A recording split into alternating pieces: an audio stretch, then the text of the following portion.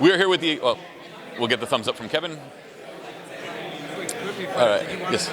You want us to say our names? Yes, please slate your names. Executive producers of Cobra Kai. We'll start with the far end. I'm Josh Heald. Jon Hurwitz. Hayden Schlossberg. Executive producers of Season 1 and 2 of Cobra Kai, hopefully Season 3, but Season 2 drops on April 24th. Gentlemen, congratulations on the series. I do have a bone to pick with all of you, though. You made me like Johnny. Good. You know, it's funny because we grew up loving Daniel, and then as we got older, there was something about the Cobra Kai dojo, something about Johnny Lawrence, and maybe some of those other roles that Billy Zabka played in the 80s. Just he was that quintessential bully, and we were like, let's examine why does someone become a bully like that. Let's tell that story, and you find out sometimes that they have it tough themselves. Now, did you guys have to destroy the Firebird, though? Classic 86 T-top? The fun with that was we actually had 3 Firebirds on set, and if you notice at the beginning of the season, Johnny's car is kind of run down and it's scraped up. When he gets it back from Daniel gave it a nice coat of paint after what happened to it, and then eventually we had to light it on fire. So we had to keep track of all 3 of those cars and remember which one to burn and which one to scrape and which one to paint. So that was kind of our fun behind the scenes of it.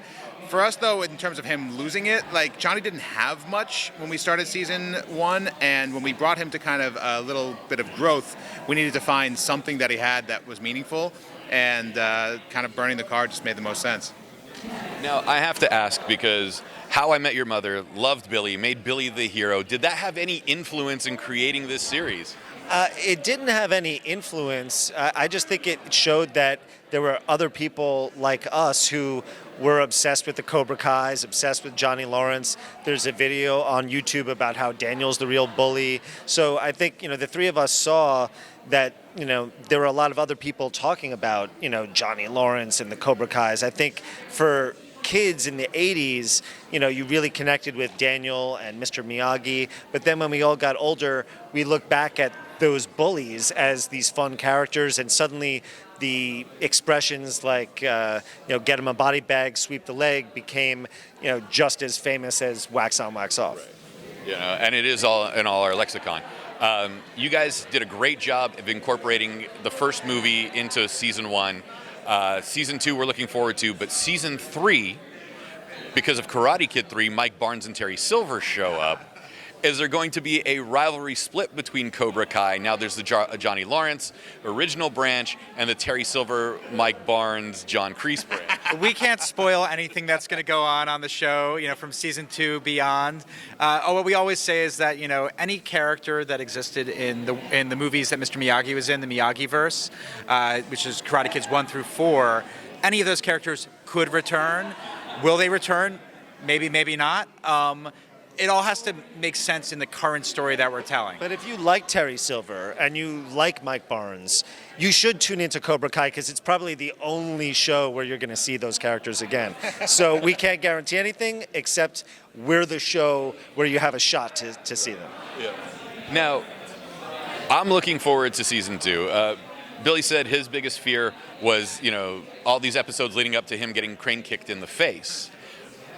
At some point, are we going to have a Masters level tournament where Daniel and Johnny have to face off? We've talked about, we have to continue to tell this story in a realistic way. Obviously, the All Valley, we've now introduced that. That still exists. It's taken on some weight. It's clearly had its ebbs and flows over the years. We see the tournament board arguing over the minutia of it. We know that we have to continue to kind of up the ante in terms of what are the fights that you care about season to season, episode to episode as this thing grows. It always has to come from a place of character and story and make sense and not just be, a circled date on a calendar. But anything is possible in terms of, us eventually getting to an over 18 tournament, perhaps. Yeah. Most of the big karate tournaments in this world are over 18. So anything is possible. Well, we hope to see Ali come back at some point. We hope to see all sorts of things, but Season 2 we haven't watched yet, so we're waiting for our screeners.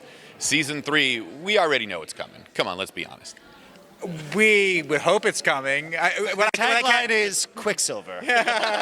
What I can say definitively is that once people watch Season 2, they'll be really upset if there's no Season 3. I'll just put it that way, that I think that, the final episode of this season is one of the favorite things that any of us have ever made. The cast and crew delivered big time, and we go out in a pretty big way. So I would hope that there's a season 3. We don't know that definitively yet, but hopefully we will at some point soon. Well, I was upset that I had to wait this long for season 2. So if there's no season 3, there's going to be hell to pay. I like the way you think. Riot. Go out and riot. Get some black headbands and some sleeveless gis and go for it. Right. Gentlemen, thank you so much for your time. Season 2 of Cobra Kai drops on April 24th. There's no more rights to pay to DC Comics for the name The Karate Kid in this version for the spinoff. So congratulations on saving money with that. And we can't wait till April 24th. Thank you very much. Appreciate it. Pleasure. Yes, thank you.